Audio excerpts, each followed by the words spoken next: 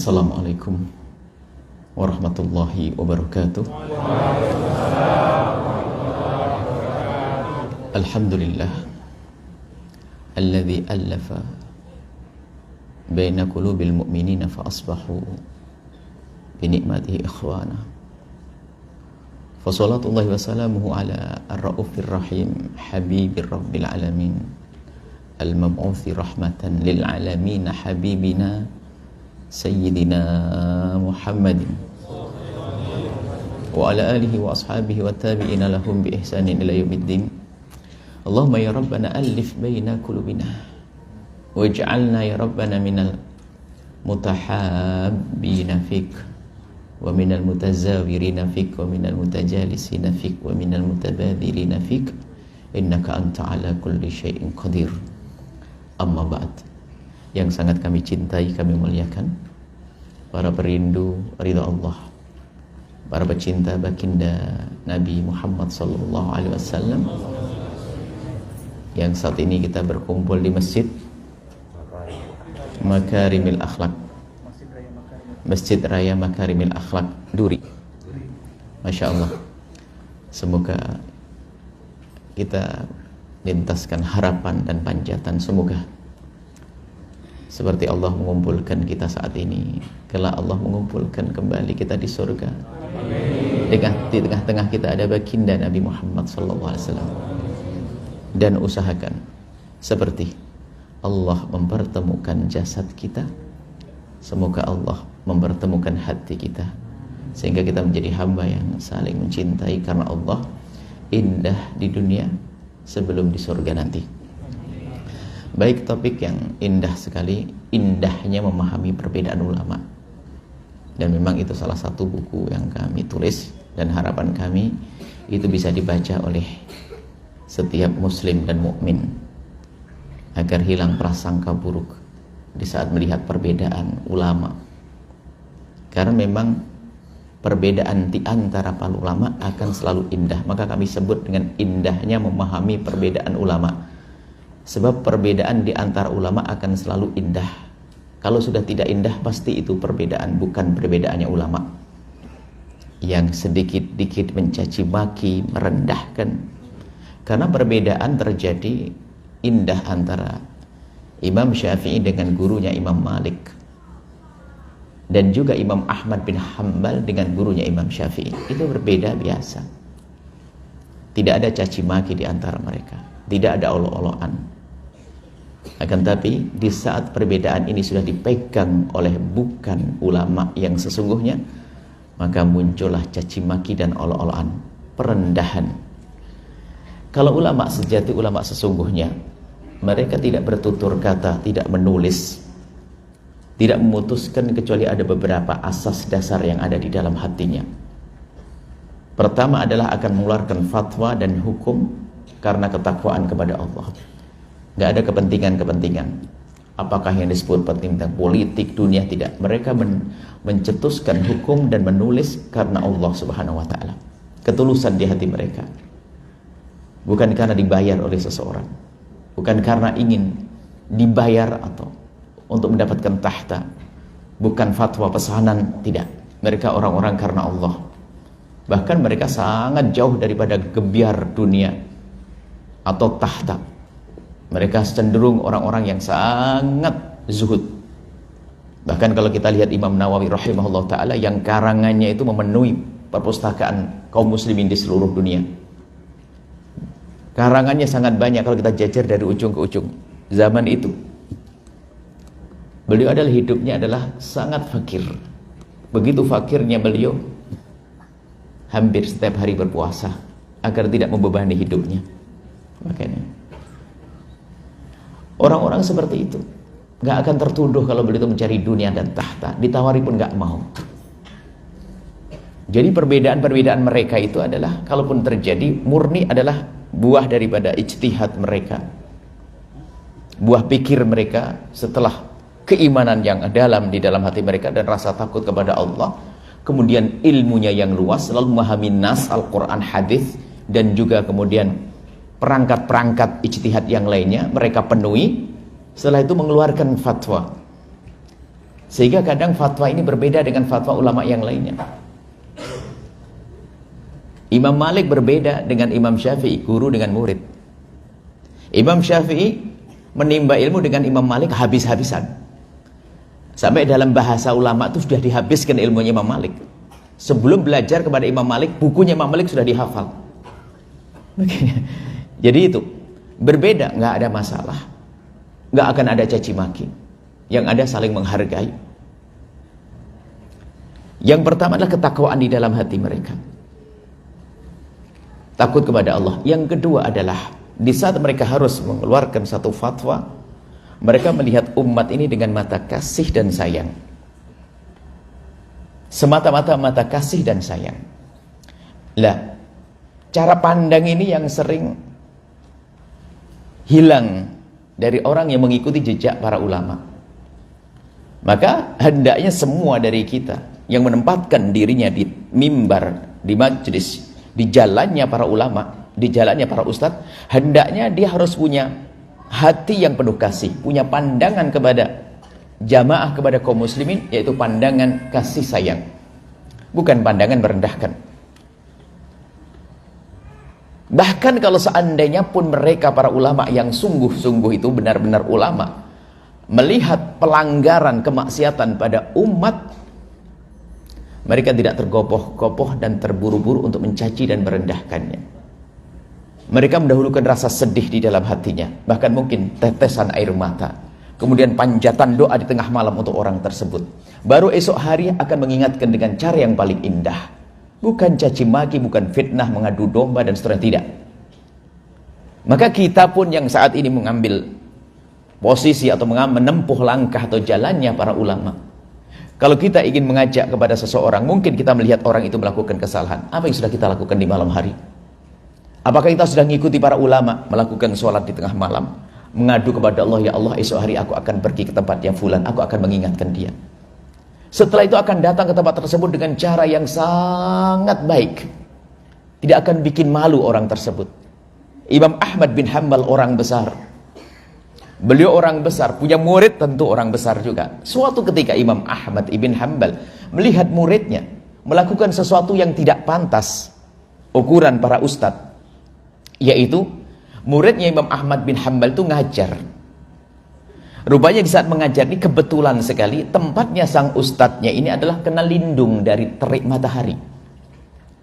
Jamaahnya kena terik matahari. Imam Ahmad bin Hanbal berlalu melihat, tapi Imam Ahmad tidak mau mengingatkan, takut bikin kecewa, bikin malu. Ditunggu esok pagi, di pagi-pagi masih gulita, masih gelap, Imam Ahmad mendatangi rumah muridnya tersebut dengan mengendap-endap, tidak ingin diketahui oleh siapapun. Sebab kalau Imam Ahmad datang ke rumah muridnya, orang bakal tanda tanya, ngapain Imam Ahmad ke sana? Ada apa?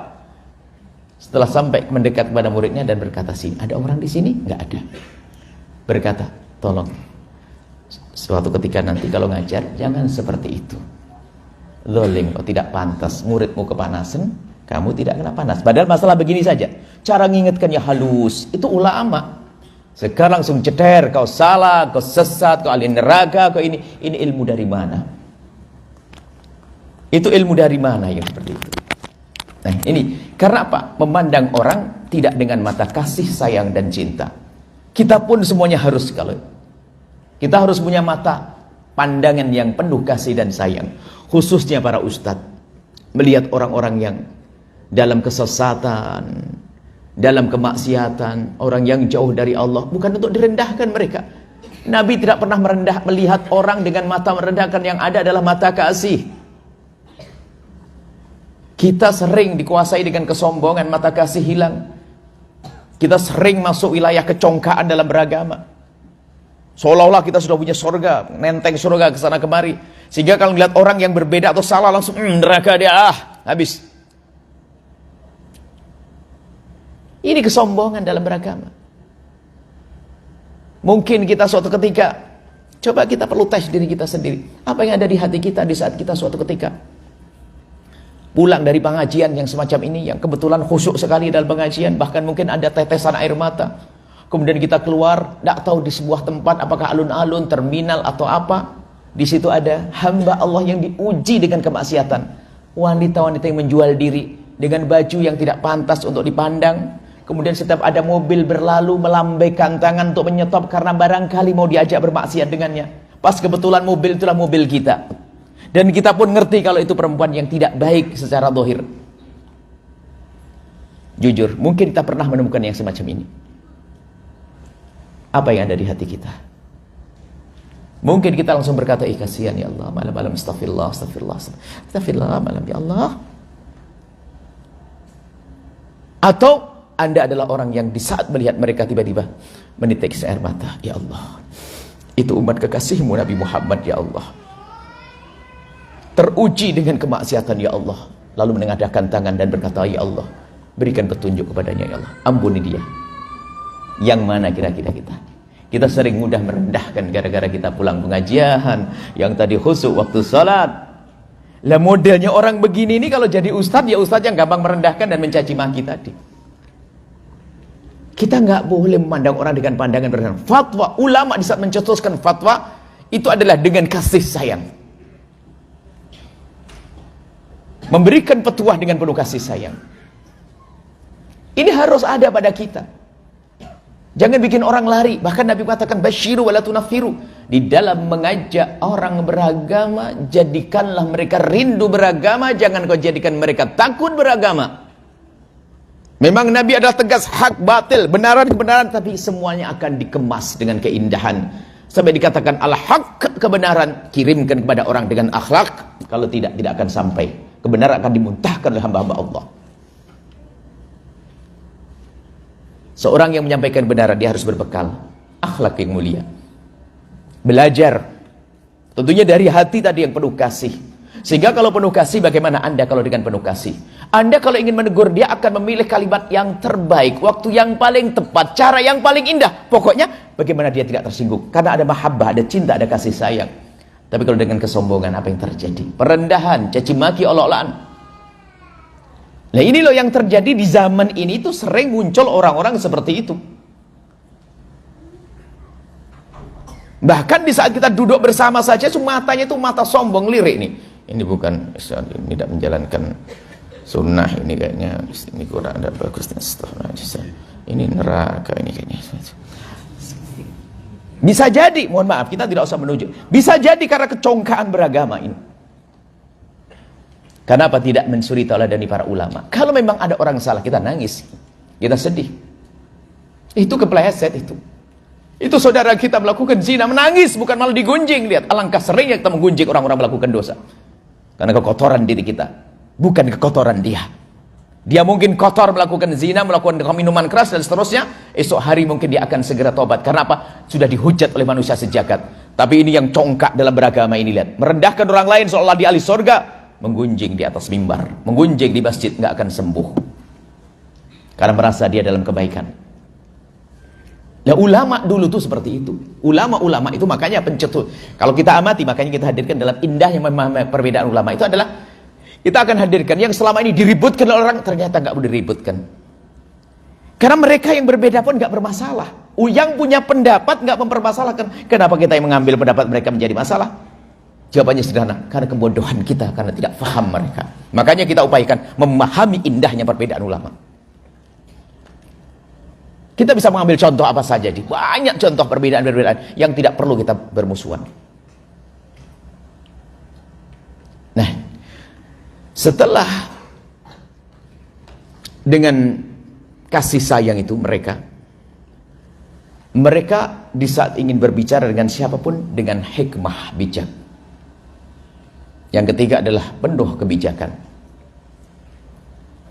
Jadi bijak itu kalau dalam bahasa dokter, bahasa medis itu tepat dosisnya. Bijak itu begitu. Tepat dosisnya. Sebab kalau kita ngasih obat pada orang, kalau dosisnya kelebihan, orangnya yang mati. Kalau kurang kebal itu obatnya, nggak sembuh-sembuh. Tepat dosisnya. Dalam bahasa lain hikmah. Bijak. Bil hikmati. Jadi mereka perlu di saat ingin menyampaikan sesuatu, dia renungi dulu kira-kira kalimat apa yang paling tepat, cara apa yang paling indah. Kita lihat bagaimana sejarah masuknya Islam ke Indonesia. Itu oleh orang-orang bijak. Ibaratnya bisa mengambil ikan tanpa harus keruh airnya. Bisa menerobos kerajaan Brawijaya sebelum kenal Sriwijaya nanti kan begitu ya. Brawijaya, bagaimana seorang alim bisa menikah dengan putri raja, seorang pendatang, kalau bukan karena lembut akhlaknya. Baik, ini kisah Sunan Ampel dan seterusnya. Mereka hebat, seorang pendatang, tapi dalam dakwahnya ternyata orang pada terpesona dengan kemuliaan akhlaknya. Pada masuk Islam, sampai muncul kerajaan Islam pertama yang ada di Demak Bintoro, Raden Fatah. Itu sebagai contoh. Kalau di wilayah Melayu lebih besar lagi kisah tentang itu semuanya. Kelembutan mereka dalam berdakwah, menghadirkan pendapat para ulama dengan penuh kebijakan. Bijak itu artinya apa? Nggak bikin orang itu gerah. Suatu ketika Imam Ahmad ibn Hanbal ini punya murid, saya senang Ahmad bin Hanbal. Imam Ahmad ibn Hanbal punya murid. Muridnya pulang kampung. Lagi-lagi muridnya alim. Lalu kembali sowan kepada Imam Ahmad bin Hanbal. Ditanya oleh Imam Ahmad bin Hanbal, "Nak, apa yang kau lakukan di negerimu?" Apa kata sang ustadz yang murid yang sudah jadi ustadz ini? "Imam, aku telah berusaha menjadikan orang yang ada di sana bisa bermadhab Imam Hambali." Apa kata Imam Ahmad bin Hanbal? Madhabnya apa? Ada di antara mereka Syafi'i dan Maliki. Kata Imam Ahmad bin Hanbal, "Wahai anakku, jangan kau paksa mereka memahami yang mereka susah untuk faham. Kamu yang belajar madhab mereka, jangan kau paksa mereka mempelajari madhabmu." Ngerti ya? Itu namanya bijak. Kalau sudah biasa dengan madhab Maliki, biarkan dengan Maliki. Kalau biasa dengan madhab Syafi'i, biarkan dengan madhab Syafi'i. Jangan kau rusak dengan madhabmu, biarpun yang kau yakini adalah benar. Loh, begitu. Ya, sekarang masuk kampung bikin aneh-aneh. Itulah yang bikin masalah. Nggak indah lagi perbedaan ulama. Ini yang perlu kami hadirkan. Kalau kami seandainya kok suruh ke India, lah kok tiba-tiba suruh jadi imam, saya ngundurkan diri. Kenapa? Saya biasa pakai kunut. Orang India nggak pakai kunut. Daripada bikin masalah, mending saya jadi makmum. Gitu. Sebab kalau saya salat jadi pakai kunut, keyakinan saya bikin gelisah dong, karena mazhab Hanafi nggak pakai kunut. Nggak pakai kunut juga bener kok. Tapi orang awam tidak seperti orang alim. Kalau orang alim kan, wah ini Buya Yahya dari Indonesia Syafi'i. Tapi orang awam, apa ini? Ya gitu. Kalau saya memaksakan ke sana pakai kunut, berarti saya merusak masyarakatnya. Begitu sebaliknya. Kalau seandainya saya mazhab Hanafi, saya biasa nggak pakai kunut. Kalau ternyata saya masuk kampungnya orang pakai kunut, kalau saya maksa jadi imam, saya harus ngikuti mereka dong. Mending saya jadi makmum, kan begitu. Supaya saya tidak mengganggu orang yang biasa pakai kunut. Sebuah contoh saja.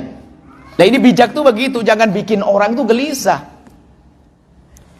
Saya kalau sholat di tempatnya orang, saya setelah habis sholat, saya nggak mau, misalnya dipaksa, saya nggak mau jadi imam. Pertama apa? Suara dan kemerduan serta kefasihan Quran saya kalah dengan imam di sini, saya nggak mau. Saya nggak pernah mau, dipaksa kadang-kadang. Nggak apa-apa, bil barokah, nggak. Barokah dari bacaan Quran, bukan dari saya. Dipaksa lagi. Astagfirullah, aib. Yang penting sah, kan gitu. Saya baca Quran saya, Bu, kelasnya yang penting sah. Belum kelas istimewa. Kalau Anda dengar saja, mungkin kalau bukan Al-Quran, Anda sudah tutup telinga kali. Karena Al-Quran tidak berani tutup telinga, karena Al-Quran. Cuman setelah Assalamualaikum, saya pasti berkata, yang imam wirid seperti ini. Yang lain, supaya bukan saya. Takut beda cara baca wiridnya. Baca wirid saja bisa nggak enak loh ya. Yang baca wirid harus dari sini. Iya. Beda kadang Fatihah duluan ini semuanya. Kita bagaimana membawa orang itu jangan sampai gelisah. Itu dalam beragama itu begitu. Banyak hal, contoh masalah mayat. Saya menemukan orang itu gara-gara jenazah. Mayat laki-laki itu kepalanya di kanan. Ini utara mana? Ini ya. Kiblat saya, kalau saya ke sini, saya kiblat saya balik. Barat saya, saya. Kalau dalam fikih ya, kalau mayat laki-laki, kalau mayat perempuan jelas sih, kepalanya di sana, di kanan. Karena disunahkan kalau kita melakukan sholat jenazah, kalau mayat yang perempuan kita menghadap kepada pinggulnya sini. Tapi kalau mayat laki-laki kita menghadap ke kepalanya. Nah, kepalanya itu taruh di sebelah kiri atau di sebelah kanan? Ini kan kiri. Baik. Sebagian ulama mengatakan kepalanya taruh sebelah kiri. Kenapa? Agar bagian mayat yang terbanyak di kanannya imam. Sebagian lagi mengatakan kepalanya ditaruh sebelah kanan sebab posisi yang paling baik adalah kepalanya ada di kanan. Ini kan boleh semuanya. Saya pernah masuk satu kampung ribut. Yang satu mengatakan di kanan, atau di kiri. Astagfirullah Pak, nggak usah ribut. Yang ribut menunjukkan tidak ngerti. Sudahlah, yang penting sholat di sana boleh. Yang penting jangan diberdirikan mayatnya. Ini hal-hal sepele begitu jadi berantem. Ini karena kebodohan. Kalau ngerti kan tidak ada masalah. Hal-hal begini kalau makanya perbedaan ulama kalau sudah dipegang orang tidak ngerti sok tahu lagi. Wah ini bisa jadi masalah. Ini sebuah contoh saja. Sebetulnya indah, makanya jangan kita suka memaksa. Kita lihat kebiasaan orang itu seperti apa. Banyak permasalahan. Contoh, qodok sholat. Ada enggak qodok sholat? Nah, ini. Saya masuk satu kampung qodok. Ada orang bertanya, Buya, gimana hukumnya? Orang tua saya meninggal dunia lalu dia punya hutang sholat. Apa harus saya qodok atau tidak? Bentar, ini orang mana ini? Saya jawab jika salah. Karena saya nggak tahu orang mana, saya kasih 3 pendapat langsung, biar milih. Dan gitu. Saya takut bilang tidak, tatonya di kampungnya adalah iya. Nah, pendapat pertama dalam mazhab Syafi'i yang dikukuhkan adalah tidak diqodok, tidak dibayar fidyah. Pendapat yang pertama. Pendapat yang kedua dalam mazhab Syafi'i adalah dibayarkan fidyah, disamakan dengan puasa. Pendapat yang ketiga adalah diqodok. Ente pilih mana? Di kampung saya bisa qodok. Sudah tahu gitu katanya saya. Ikuti itu benar. Ya maksud saya pengen pasti. Sudah, bolehlah mengqodok biarpun pendapat ketiga dalam mazhab Syafi'i. Nggak perlu dipaksain harus dapat yang pertama. Jadi hal-hal semacam ini perbedaan ulama ternyata mudah kalau dipegang oleh orang yang ngerti. Yang jadi masalah wawasannya sempit, seolah-olah dunia ini yang luas jadi kayak begitu. Orang hidup di Thailand. Dipikir dunia begini, waduh, sempit. Akhirnya menyiksa orang. Sehingga kami yakin bahwasanya kalau orang semakin tahu perbedaan ulama, pasti semakin luas dia. Itu berkenaan tentang masalah furu' fikih. Kalau masalah keimanan, akidah ada sendiri babnya itu nanti. Tentunya pun demikian, biarpun itu adalah sesuatu yang pasti nggak boleh orang berbeda pendapat, di dalam menghadirkannya pun harus dengan kelembutan, bukan dengan menghadirkan caci maki, bukan membuat orang sakit hati. Nggak begitu. Islam tidak mengajarkan. Kita ini kadang dalam menyampaikan kebenaran, kalau baginda Nabi SAW marah kepada orang yang terburu-buru menjustis menghukumi orang dengan sebuah hukum, apalagi sampai murtad kafir dan seterusnya. Ada kisahnya Sayyidina Usamah bin Zaid. Sayyidina Usamah bin Zaid itu kan di medan laga. Sayyidina Usamah itu yang terkenal panglima termuda. Kalau tidak salah umur 16 tahun sudah diangkat oleh Nabi menjadi panglima perang. Anaknya Zaid bin Harithah. Zaid bin Harithah dulu yang pernah diangkat oleh Nabi sebagai anak, kemudian dibatalkan dalam Al-Quran, nggak ada adopsi. Merubah nasab nggak boleh. Kalau kita merawat anaknya orang sampai jadi dokter, sampai jadi ulama boleh. Tapi kalau merubah nasab, kita memungut anak lalu nasab yang kita adalah nggak boleh. Sayyidina Zaid bin Harithah. Dulu Zaid bin Muhammad. Sayyidina Muhammad. Akhirnya dirubah, dikembalikan Zaid bin Harithah. Punya anak Usamah. Lah Usamah itu di medan laga itu ada orang kafir, bayangkan kafir. Dalam medan laga pas kalah dia dalam perang itu sudah tinggal membunuh begini, mengucapkan la asyhadu an la ilaha illallah wa asyhadu anna Muhammadar Rasulullah. Mau dibunuh, asyhadu, kata Usamah apa? Langsung dipenggalannya. Akhirnya beritanya sampai ke Rasulullah. Nabi Muhammad badal Ibn Hib sampai dikatakan Usamah itu gelarnya orang yang sangat dicintai, anaknya orang yang sangat dicintai oleh Nabi Muhammad. Beritanya sampai ke Nabi Muhammad. Usamah, aku mendengar berita, apakah betul kamu lakukan membunuh orang yang sudah berasyhadu alla ilaha illallah Muhammad Rasulullah? Ya Rasulullah. Dia mengucapkan itu khaufan min bariqi sayfi. Dia ngomong begitu hanya karena takut dengan pedangku. Nabi marah dengan orang sok tahu tentang hati. Halla syaqaqta sadrah? Kau belah dadanya? Apakah kau sudah membelah dadanya sampai kau tahu isi hatinya? Marah, Nabi marah. Sampai Sayyid Usamah mengatakan, begitu takutnya aku dengan Nabi, seolah-olah aku pengen masuk Islam saat itu. Maksudnya gini, pengen dia Kalau orang baru masuk Islam, ini kabar gembira kepada orang yang non-muslim, kemudian masuk Islam. Kapan dia masuk Islam tuh dosanya dihapus semuanya. Usama itu aku pengen masuk Islam saat ini, biar dosaku kemarin dihapus. Artinya apa? Sampai begitu Nabi Muhammad. Kalau sudah bersyahadu Allah, jangan sampai gampang dikeluarkan dari iman. Kalaupun nanti ada orang yang betul-betul, didudukkan dulu, menanam istithab. Dalam bahasa fikih kita, kalau ada orang memang ternyata keyakinannya keluar dari iman, bukan dihujat, tapi dipanggil, diistitab, diminta untuk tobat, dikasih nasihat yang baik. Semuanya serba indah.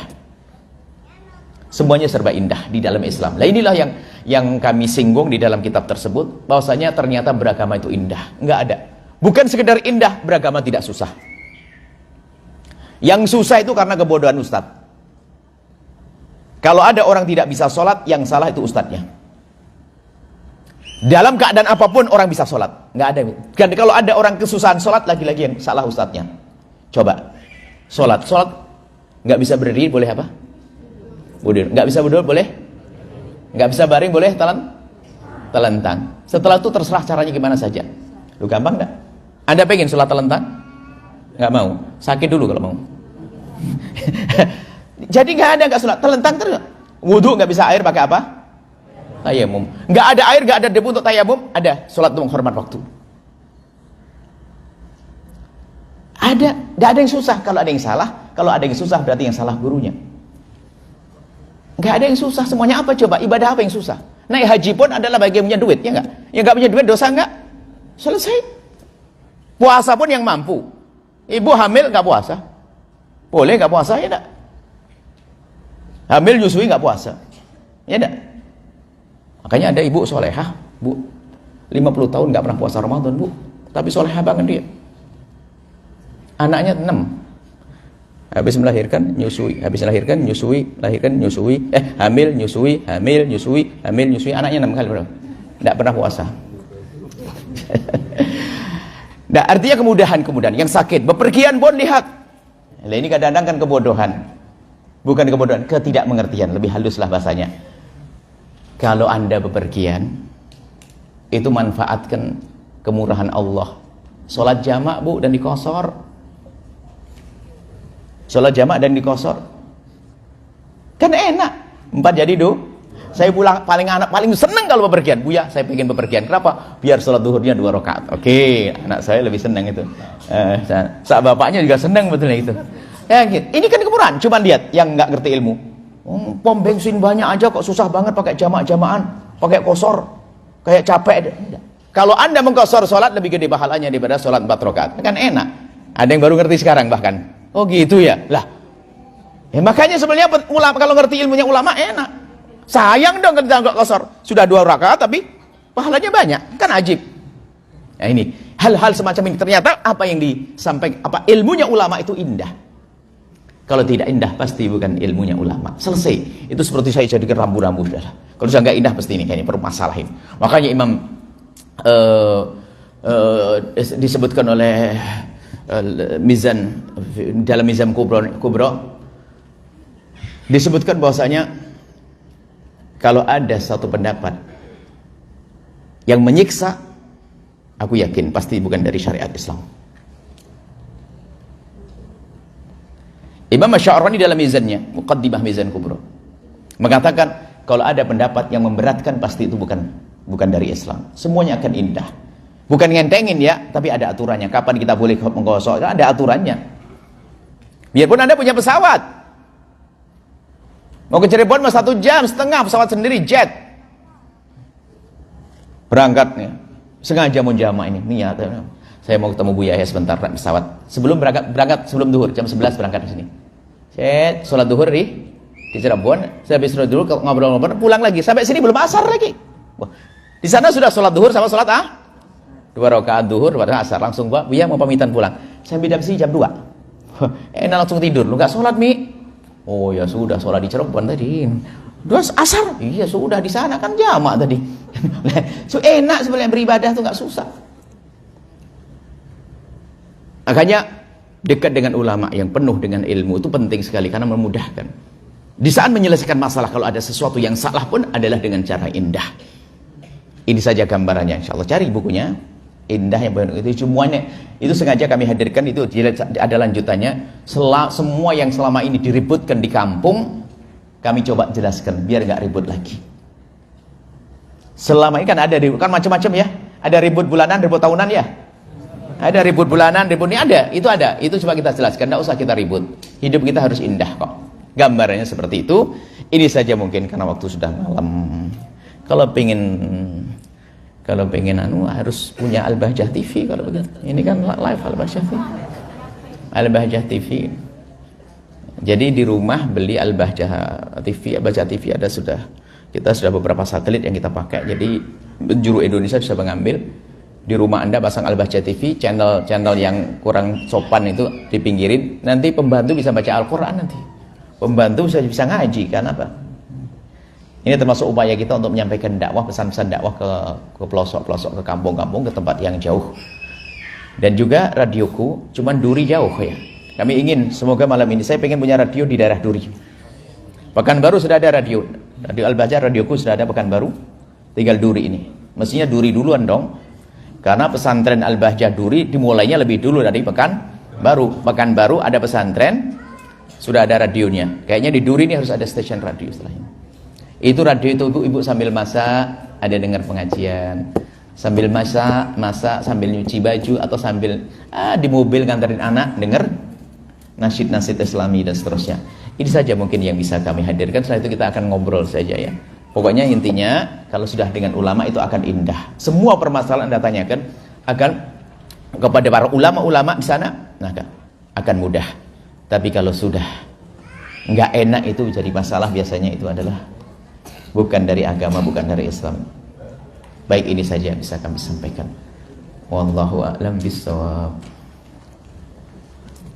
Alhamdulillah, baik, terima kasih Buya. Sekarang kita masuk ke sesi tanya jawab. Kami kesempatan untuk memberikan 2 pertanyaan. Satu pertanyaan di bapak-bapak, Ikhwan, kemudian 1 pertanyaan untuk Akhwat. Silakan yang akan bertanya untuk tunjuk jari maju ke depan. Yang dari bapak-bapak ada yang mau bertanya, silakan. Untuk materi bebas, tidak harus ada hubungannya dengan yang kami sampaikan, bebas. Baik, supaya lebih terbuka, biar bisa lebih terdengar suaranya, bisa dikasih jalan kepada Pak Ustadz untuk ke depan. Tafadhol Pak Ustadz.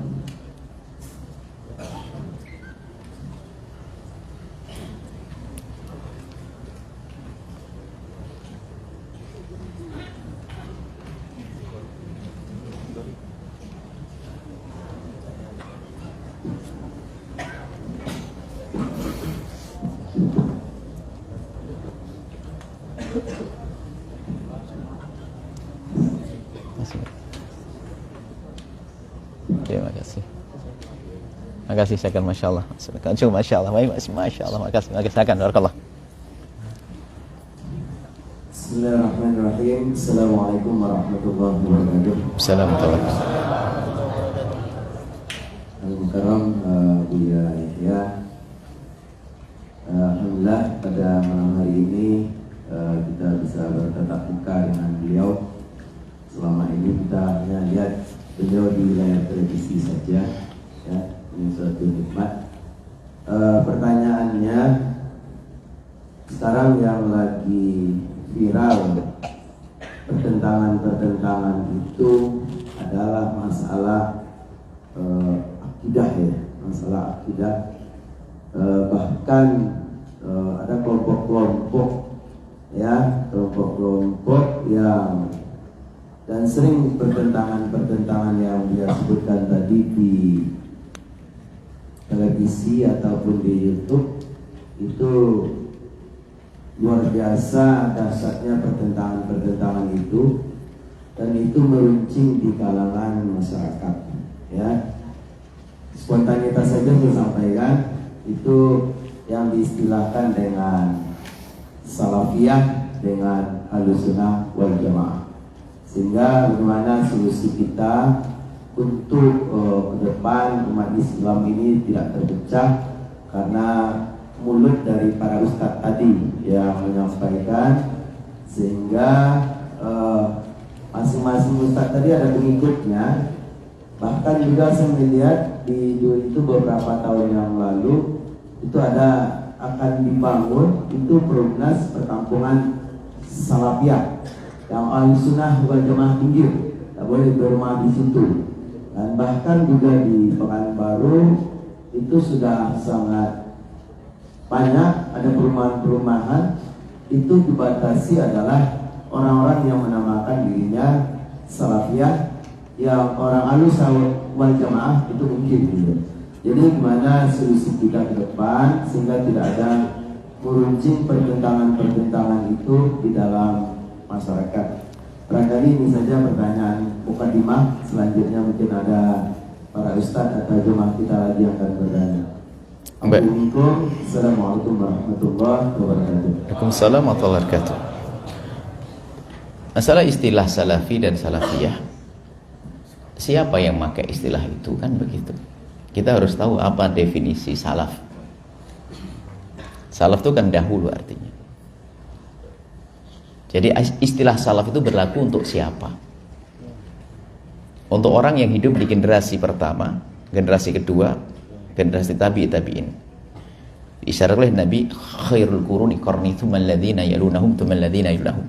Sebaik-baik generasi adalah generasiku, generasi Nabi. Kemudian generasi setelahnya generasi tabi'in. Generasi tabi'in, kemudian generasi tabi'in. Itu disebut dengan salaf. Zaman salaf. Nah, setelah zaman tabi'in disulah nanti masa mujtahidin.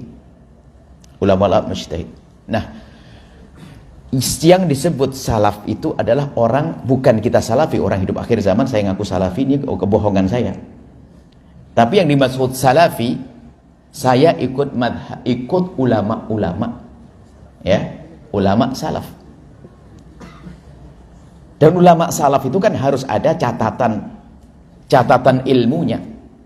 Dan ulama-ulama salaf itu sangat jelas. Ulama salaf yang sangat jelas, adanya tokoh kemudian dikukuhkan oleh murid-muridnya. Lalu ilmunya diabadikan hingga sambung menyambung dari masa-masa sampai hari ini. Dan ilmu itu adalah kita kembalikan kalau ke atas kepada para imam. Imam yang memang hidupnya adalah untuk ilmu tersebut. Maka di situ ada imam namanya Imam Abu Hanifah. Punya murid, menyebarkan ilmunya ke India, ke Pakistan dan seterusnya. Imam Malik, Maroko, sebagian Mesir. Imam Syafi'i, Indonesia Raya, Malaysia, Brunei, kemudian sebagian Mesir. Imam Ahmad bin Hanbal di beberapa tempat. Nah, kalau orang yang mengaku salaf itu sebetulnya adalah, hakikatnya adalah orang yang mengikuti ulama bermadhab. Jadi bermadhab itu adalah salafi sesungguhnya. Sehingga pondok dahulu disebut pondok salafi. Sebelum dipakai oleh sebagian orang, tidak tahu maksudnya orang akhir zaman salafi itu menyalahkan madhab. Kalau dia mengingkari bermadhab lain, permasalahannya bermadhab dianggap sebuah kesalahan.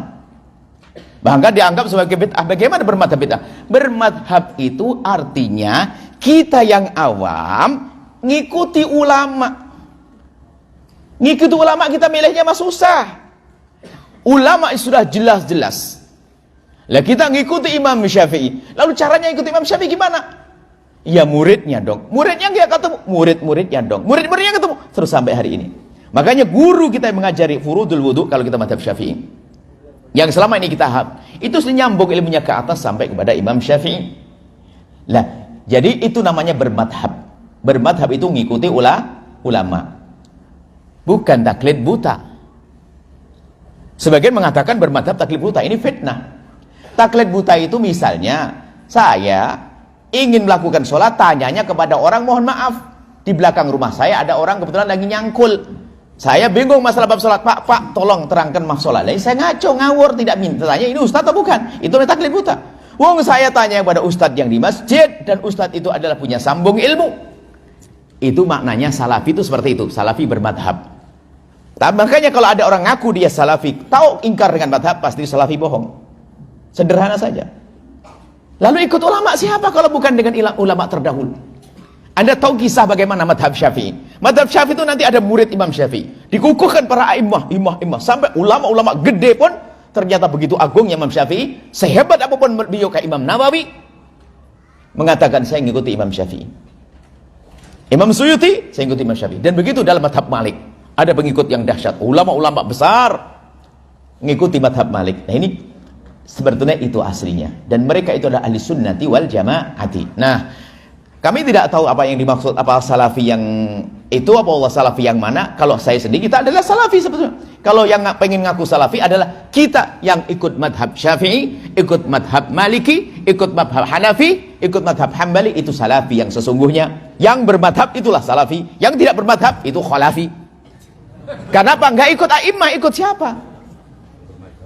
Tidak bermadhab, terus gimana? Dari masa ke masa itu sudah umum bermadhab. Lihat, sampai ada di Azhar diajar di mana perbandingan ada madhab berarti. Yang nggak mau bermadhab, ikut siapa ini? Jangan Quran Sunnah. Memang Imam Syafi'i tidak ikut Quran Sunnah. Nah ini kan menuduh Imam Syafi'i tidak ikut Quran Sunnah. Kalau anda mau ke Pekanbaru, sudahlah ikuti jalan tol yang sudah ada.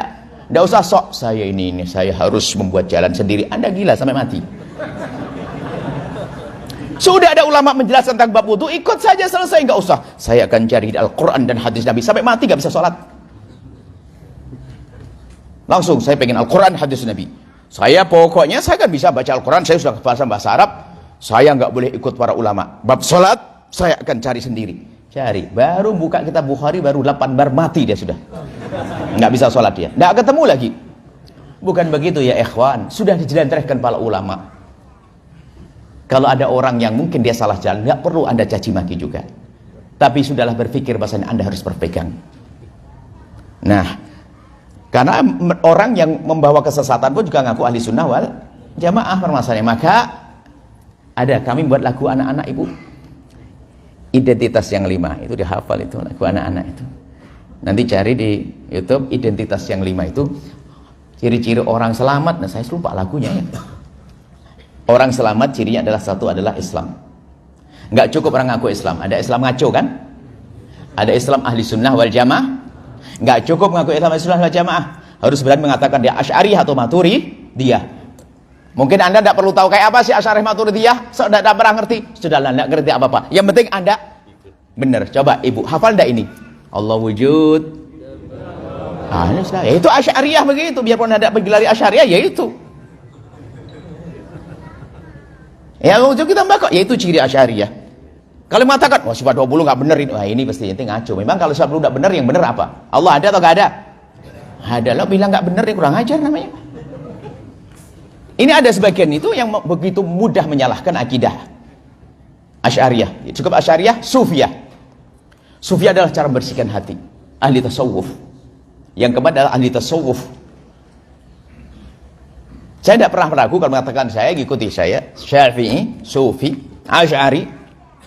Saya tidak ragu karena saya yakin waktu bermadhab saya itu cara yang benar, karena saya nggak bisa saya otak-atik Al-Quran.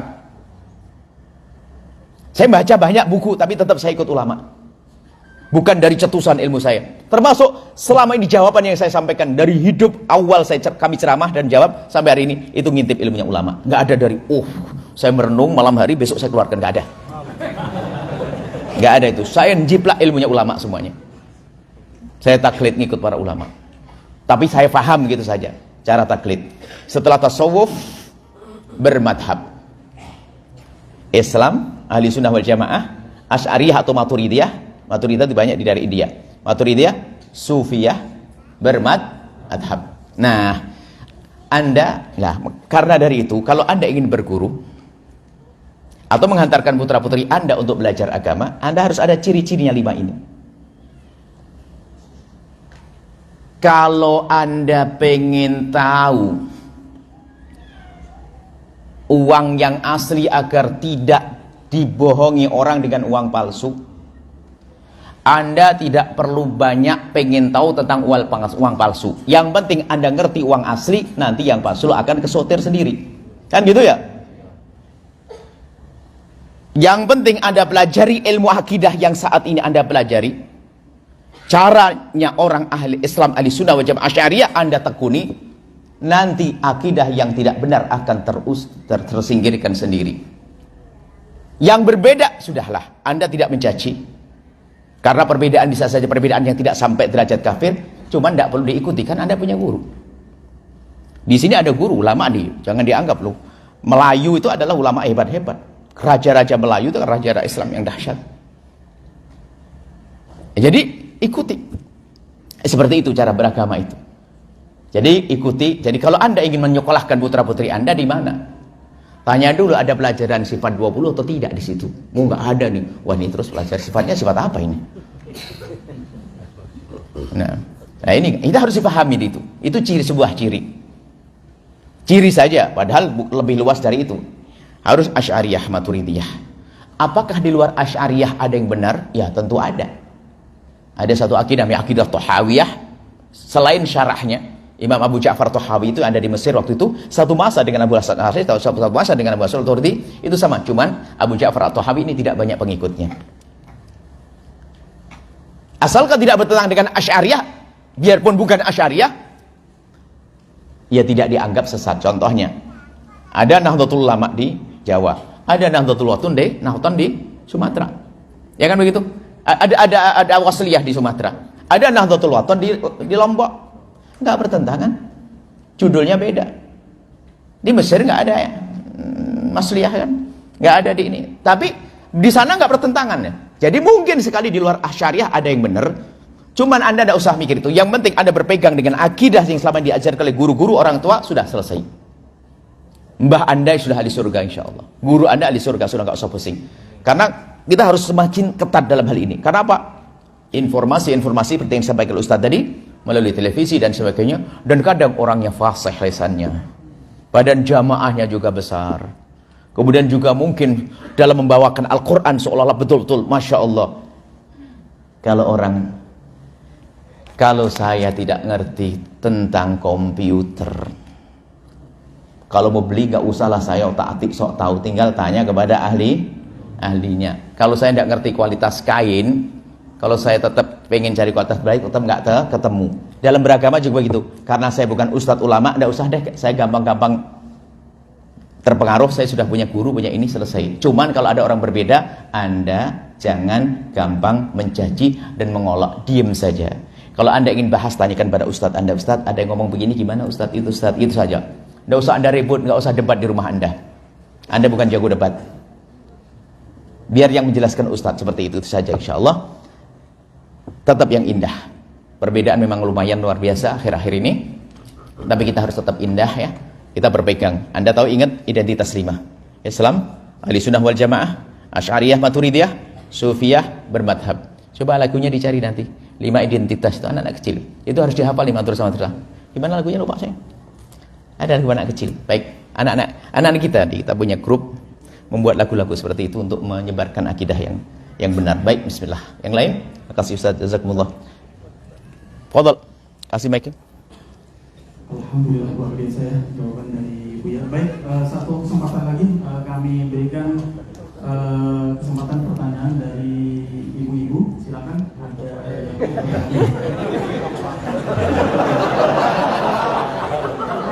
Kasih. Sudah berdiri. Nanti punya dua-dua nanti. Assalamualaikum warahmatullahi wabarakatuh. Assalamualaikum warahmatullahi wabarakatuh. Mohon izin Ustaz, Buya. Masya Allah. Perkenalkan, saya Sabta dari Aswaja Kota Dumai. Mungkin pertanyaan ini di luar judul yang telah ditentukan, tapi mungkin ini ada sedikit bermanfaat bagi beberapa jemaah.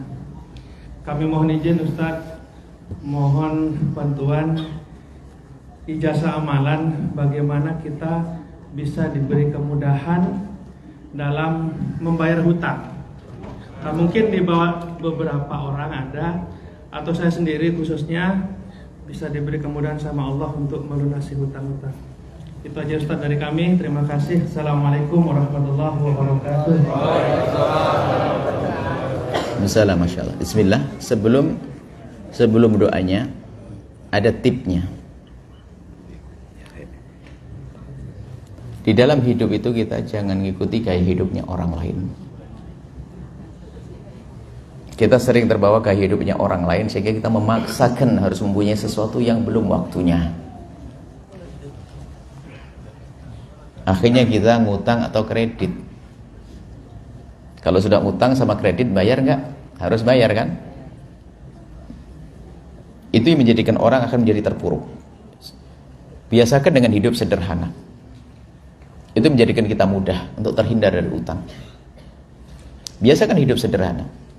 Kalau sudah hidupnya jor-joran, itu alamat dia bakal banyak utang. Dia memaksakan diri. Waktu suaminya gajinya cuma 2,5 juta, dia beli tas harganya 25.000. Ya kan? Tak taunya gaji suaminya naik, bukan 2,5 juta menjadi 25 juta. Tasnya 250.000 harganya, naik tasnya. Dan seterusnya. Jadi yang pertama adalah harus kita mengatur cara hidup kita. Sebab apa artinya kita tambal di sini tapi ini belum dibenahi cara hidup. Ada orang cara hidupnya gaya ngutangan. Mukanya muka ngutangan juga ada. Akhirnya gayanya gampang ngutang. Kalau ketemu sama orang lain bisa minjem duit, enggak apa-apa, isengnya minjem duit sana. Itu ada model begitu. Itu bahaya. Maka yang perlu dirubah adalah cara hidupnya dulu. Anda jangan malu deh kalau kalau nasi liwet. Anda kalau tahu nasi liwet kami, wah Anda bakal senang. Nasi liwet selera paling praktis ya. Tahu nasi liwet Ibu? Jadi kalau nasi, jadi nanti sayur saya cacah. Saya cacah, saya kasih kelapa parut. Ini kayak lapar nih masuk. Kelapa parut, saya kasih teri sedikit-sedikit sama bumbu begitu. Satu piring atau bagaimana. Setelah nasi liwet sudah mulai matang, saya tumpangkan di atasnya. Saya tutup, saya keliling kemana begitu, nanti balik lagi. Itu sudah bumbunya ngerembes ke bawah. Kita balik tuh makan bareng-bareng, enaknya sudah luar biasa. Nggak usah repot deh gaya. Makan dengan kerupuk juga ada. Cuman ada gizi dikit doh, jangan kerupuk terus lah. Sederhana. Jadi jangan biasakan hidup. Ini. Jadi biarpun kita kasih apapun, jangankan kok hanya dikasih doa. Jangankan kok dikasih doa, dikasih duit untuk bayar utang pun kalau cara hidupnya belum dibenahi, besok ngutang lagi. Maka kita benahi adalah cara hidup. Jangan gengsi deh. Naik sepeda, nggak punya mobil nggak ada masalah, naik angkot malah nggak usah mikirin parkir, nggak usah mikirin ini, nggak usah mikirin beli bensin. Kok bingung orang naik angkot? Ngontrak rumah gengsi, rumah mewah baru dibangun pun kadang-kadang besok langsung mati juga ada. Bahkan ada rumahnya gede, kamarnya ber-AC, kulkasnya gede. Kata dokter, untuk sementara Bapak jangan minum dingin, jangan tidur di tempat yang dingin. Aco. Bayangkan dunia begitu. Jadi sudahlah. Jadi jangan gengsi dengan. Kalau Anda gengsi naik sepeda, besok naik sepeda lama. Saya suka sepeda engkol, sepeda lama. Suka jalan-jalan begitu. Jalan kaki, jangan biasa gengsi. Baju jubah begini. Kalau di Cirebon ada namanya pasar kain, namanya Tegal Gubuk. Saya bisa kain ini Tegal Gubuk beli berapa semeter kiloan itu. Setelah dibikin jubah juga. Imamah putih saya cari tidak ketemu tadi. Akhirnya saya pakai hitam ini. Ini kalau beli, cuman di sini ada. Ini paling harganya 15.000, 20.000. Hah? Ya, ada. Bawa ke sini 25 lah. Naik dikit, naik kapal soalnya. Artinya biasa saja, tidak usah kita dengan gaya hidup. Itu yang pertama, yang paling penting. Dan semua kami himbau untuk seperti itu. Sebab kalau sudah ngutang, itu setan berbondong-bondong datang. Kalau kita sudah banyak utang, setan berbondong-bondong datang. Bisiki. Kalau dia pengurus masjid, ambil duit kotak masjid. Kalau pengurus mondok, yayasan.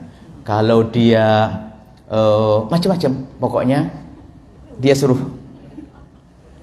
ngambil pokoknya. Nah ini karena apa? Karena utang. Malu, nah ditagih orang nggak bisa. Jadi kejahatannya di sana, ternyata sudah ditunggu sama setan. Baik, setelah itu ya, kalau masalah doa-doa ya banyak doanya. Doa yang paling tepat adalah ada berkenaan dengan waktu. Waktu yang paling indah untuk memohon adalah setelah kita melakukan sholat 5 waktu. Dengan bahasa apapun kita mengerti. Di sepertiga malam akhir. Bayangkan kalau sudah hidupnya enggak sederhana, bangun malam juga enggak pernah, sholatnya kebut-kebutan, gimana ini? Jadi, nah, setiap habis sholat, yaitu setiap habis sholat berdoa memohon kepada Allah dan sebagainya. Kemudian di pertengahan, minta kepada Allah. Nah, itu perlu waktu-waktu yang tepat. Dan selagi masih punya utang, jangan berpikir tentang berbuat baik dulu selain bayar utang.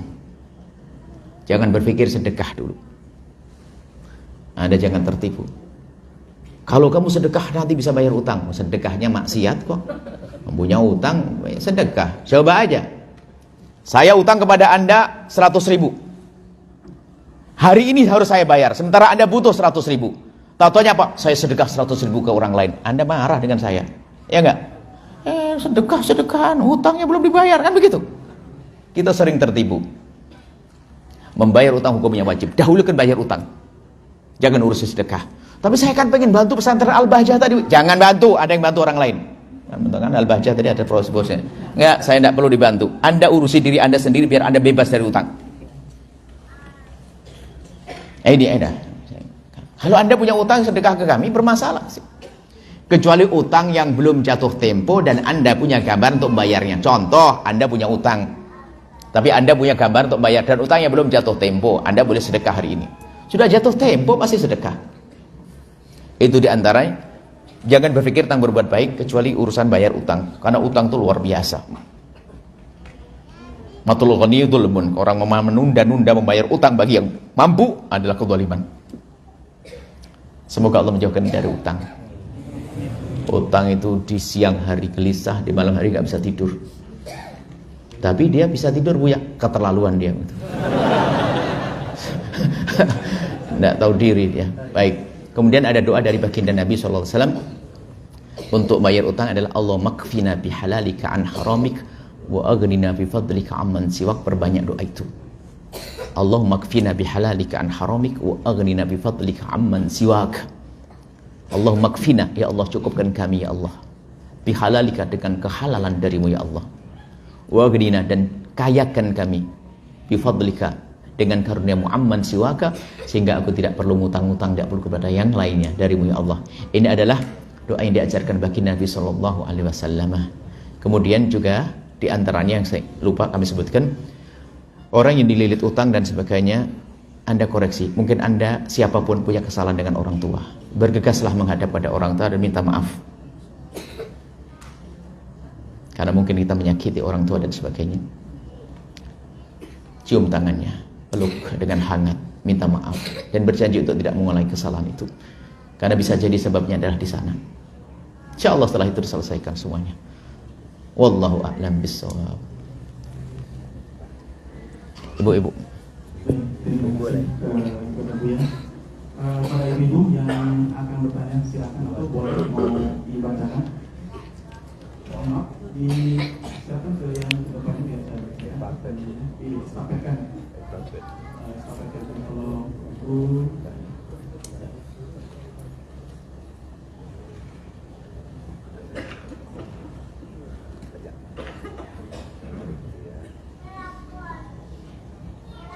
Baik, ini pertanyaan dari ibu kita, Pak Ustadz. Assalamualaikum warahmatullahi wabarakatuh. Waalaikumsalam warahmatullahi wabarakatuh. Bolehkah zakat kita diberikan kepada saudara kita yang punya hutang kepada kita?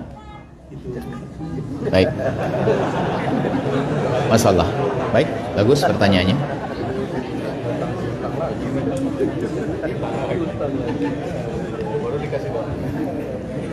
Baik. Bagaimana kita memberikan zakat? Yang pertama, nasihat. Zakat berikan kepada yang berhak dari kaum fakir dan miskin. Termasuk di antara berhak terima zakat orang yang punya utang, yang kelilit utang karena kebutuhan-kebutuhan tadi itu, punya utang. Dia berhak terima zakat. Orang yang punya utang dan dia Masya Allah hidupnya gitu, dia berhak terima zakat. Apalagi dia fakir punya utang, dia sangat berhak untuk terima zakat. Maka dalam hal ini kami lebih menginginkan bahwasanya zakat berikan kepada seperti itu. Bukan untuk bangun pesantren Al-Bahjah, bukan. Pesantren kita tidak bayar dibangun dengan zakat. Bukan untuk bangun masjid juga. Kami ingatkan semuanya. Saya sempat menulis dalam hal ini, waktu kami menyampaikan pesan ini, sampai kami dipanggil oleh Badan Amil Zakat Cirebon dan MUI, saya jelentrehkan. Ini bukan pendapat saya, pendapat ulama 4 madhab, bahwasanya zakat tidak boleh digunakan untuk bangun pondok dan sebagainya.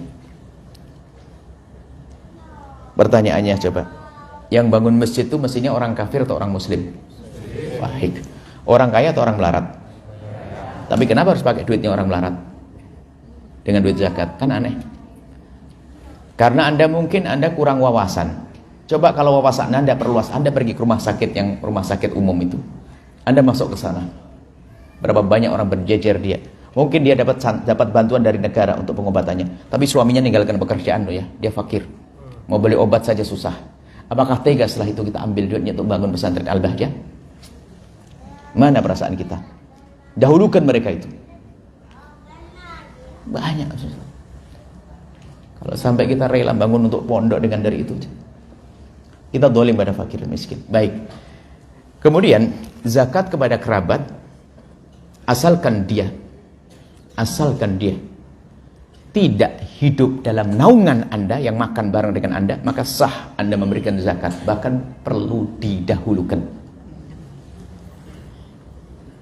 Zakat kepada kerabat sah asalkan dia bukan hidup di naungan kita, makan bareng sama kita. Jelas ya? Bahkan kerabat perlu didahulukan. Kalau kerabatnya Anda kaya raya, ponakan fakir di samping rumah Anda, kalau tidak Anda kasih, dari mana dia dapat? Orang mengira umpamanya aja kaya, nggak usah dikasih deh. Sudah Anda tidak ngasih, orang lain juga tidak tambah nyuksep. Berarti Anda bawa sengsara. Duduk dengan Anda bermasalah, orang lain nggak ngasih, Anda juga tidak ngasih. Maka dikatakan, jangankan kok zakat, sedekah kepada kerabat itu menjadi berlipat-lipat. Sedekah. Maka ada kalau orang-orang sedekah banyak kepada saya tanya, Bu, anaknya di mana? Oh, sudah selesai Bu ya. Benar ini. Khawatir dia hawa nafsu. Sedekah ke pondok banyak, anaknya pada nyungsep. Saya tidak setuju itu. Hawa nafsu namanya. Baik. Kemudian caranya yang orang punya utang pada saya, Bu ya, nyungsep dia, punya utang pada saya. Bolehkah saya bayarkan zakat kepada dia? Boleh, dengan catatan jangan potong hutang. Nggak boleh, kalau potong hutang nggak sah.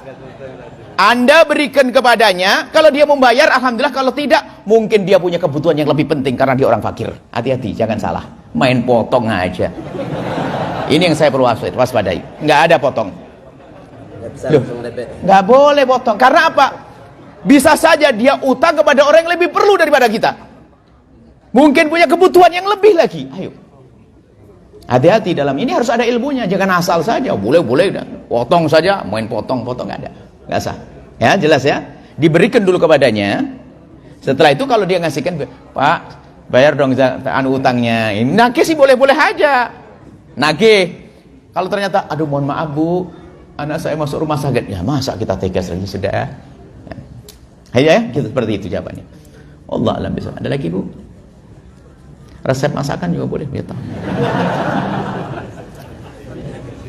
Kalau tidak ada kita Itu ada ibu satu tuh. Yang mana ini sana? mau berdiri atau Langsung aja. Itu kasih mic ya.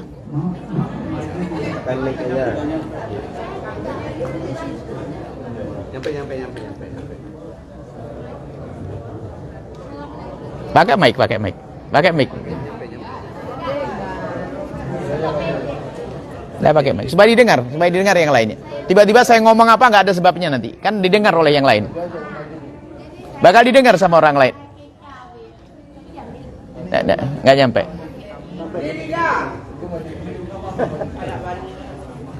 Masalah kita ya, kalau kita mengadakan merayakan lah, jadi orang mengasih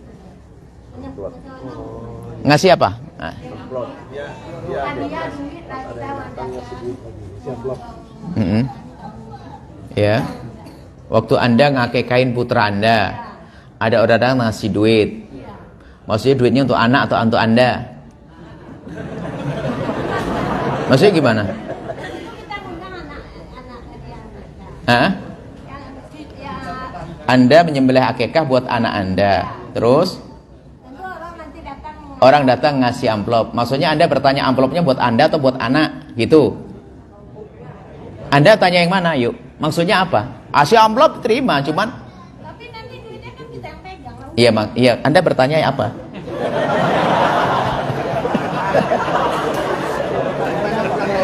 Boleh diterima, ya kasih anak. Enggak. Nah, ya itu maksudnya untuk anak atau untuk ibu. Anda pilih mana kira-kira? Anda mau rebutan sama anak? Enggak juga. Atau anak rebutan sama ibu?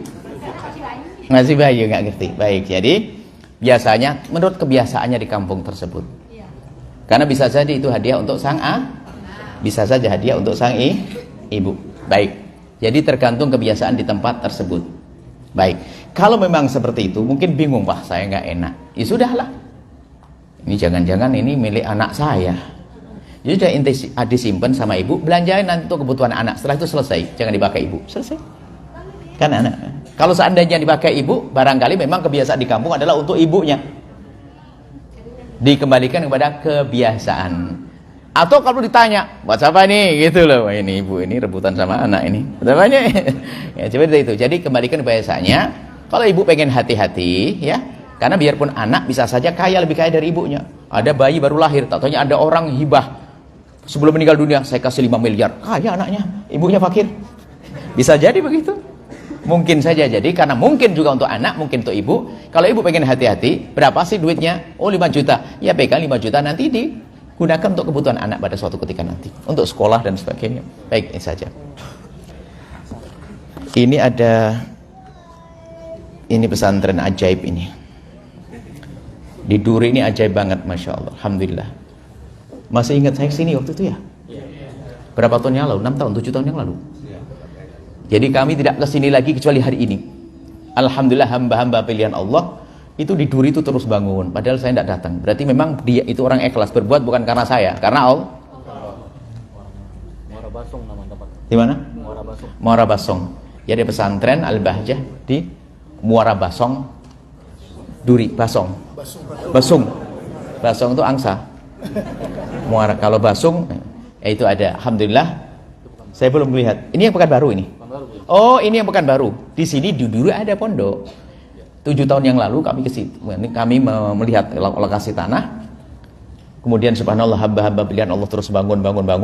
Sudah ada santrinya. Kemudian kalau yang di sini kita juga mendaftar dari lokal, orang kiri kanan begitu. Kemudian ada lagi di Pekanbaru Kota sana. Ini ya, yang ini Pekanbaru Kota. Ini Pekanbaru Kota. Di situ kita juga tahun ini ini Muara Basong ini pesantren. Kalau Pekanbaru ini ada SMP. Ada tahfidnya di situ, ada SMP di Pekanbaru sana. Insyaallah brosurnya ini. Dan nanti melanjutkan SMA-nya, kalau sudah terlatih mondok di Pekanbaru dulu, nanti SMA-nya bisa ngambil di pusat, di Cirebon. Jadi kalau SMP banyak pilihan. Pekanbaru ada, Bogor ada, Cianjur ada, Kuningan ada, Blitar ada, Tulungagung ada, banyak SMP itu. Batam juga ada.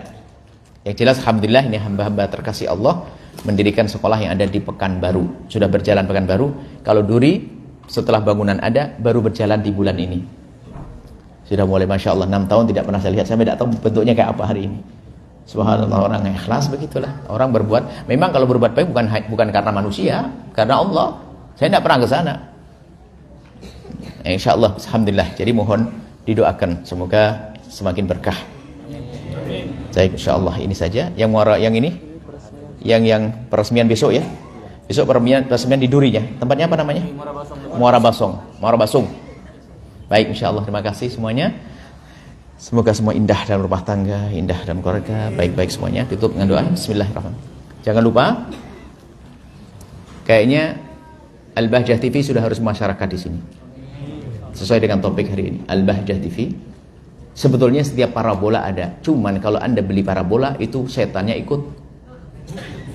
Mending tidak usah parabolaan. Saya tidak suka. Kalau pengen beli yang spesial, ada nanti alat untuk Al-Bahjah TV. Kalau di YouTube ya ada di Al-Bahjah TV, YouTube ada bagi yang punya urusan dengan YouTube. Jadi jangan ngambil channel. Kalau urusan ceramah kami, kalau di tempat lain khawatir sudah dipotong-potong, diadu domba. Kadang-kadang saya diajak berantem ya, Buya VS ini. Padahal kalau ketemu Buya kecil banget, Buya Yahya kok VS-an. Ini orang suka ngadu saya. Saya tidak pernah ngadu, tidak pernah berantem. Jadi ada yang resmi adalah Al-Bahjah TV 1, yang Al-Bahjah TV, yang kedua adalah Buya Yahya. Kemudian ada lagi AB Voice, ini lagu anak-anak Bu yang Islami. AB Voice itu banyak lagu-lagu untuk anak-anak. Kemudian ada istri Umi, sekarang ada Umi ada diikut. Mungkin biasanya ada pengajian ibu-ibu, atau ada pengajian enggak ibu-ibu? Di Pekanbaru adanya ibu-ibu. Di sini nggak ada ibu-ibu. Ada ibu-ibu, nanti ibu bisa lihat di YouTube juga, Umi Fairuz Ar-Rahbini itu ada juga, itu bisa ikut. Umi Fairuz ada ketemu Ar-Rahbini, itu ada pengajiannya karena Umi datang keduluan. Kami nyusul Umi kemarin dari Johor langsung ke acara di Singapura, ketemu di sini. Nah ini baru karena aslinya Bu jatahnya Pekanbaru bukan jatah Batam. Cuman karena Umi ke Johor baru ke Singapura ke Batam, saya mampir ke Batam. Nih Batam dapat sehari, aslinya di jatah Pekanbaru. Insyaallah, alhamdulillah semuanya dapat kita. Masya Allah. Makasih banyak. Mari kita tuan doa. Bismillahirrahmanirrahim. Alhamdulillahirabbil alamin. Allahumma shalli ala sayyidina Muhammad wa ala sayyidina Muhammad. Allahumma ya Allah, pandang kami dengan kasih sayang dan cinta dari-Mu ya Allah. Jadikan kami hamba yang saling mencintai karena-Mu ya Allah. Jauhkan kami dari kebencian, jauhkan kami dari dengki, jauhkan kami dari dendam, jauhkan kami dari prasangka buruk ya Allah. Ganti dengan cinta ya Allah. Kami mohon ya Allah, jika ada orang berbuat salah kepada kami, menyakiti kami, dolim, aniaya kepada kami, menfitnah kami, menggunjing kami mohon ampuni dia ya Allah. Jangan hukum dia ya Allah. Kami tidak rela jika ada umat kekasih-Mu Nabi Muhammad Kau hukum ya Allah. Ampuni dia, jangan hukum dia, dan berikan kesadaran ya Allah, dan hilangkan dendam di hati kami ya Allah. Ya Allah, ya Allah, kami mohon siapapun yang ada di tempat ini, jaga mereka, jaga keluarga mereka, anak keturunan mereka ya Allah. Wujudkan keindahan dalam rumah tangga kami ya Allah. Suami istri yang saling mencintai karena-Mu ya Allah, dengan anak yang soleh solehah yang dibanggakan oleh kekasih-Mu Nabi Muhammad. Kami mohon ya Allah, Wahid yang Maha Kasih, pandang anak-anak kami dengan kasih sayang-Mu ya Allah. Hari ini hari mengerikan, zaman mengerikan. Kami serahkan anak-anak kami itu kepada-Mu ya Allah. Anak-anak kami itu ya Allah, anak-anak kami ya Allah. Kami ingin anak kami jadi anak ahli surga ya Allah. Anak kami yang nomor 1, anak kami yang nomor 2 ya Allah, anak kami yang nomor 3 ya Allah, anak kami yang nomor 4 ya Allah, anak kami yang nomor 5 ya Allah, anak kami yang nomor 6 ya Allah, anak kami itu ya Allah 7, jaga ya Allah.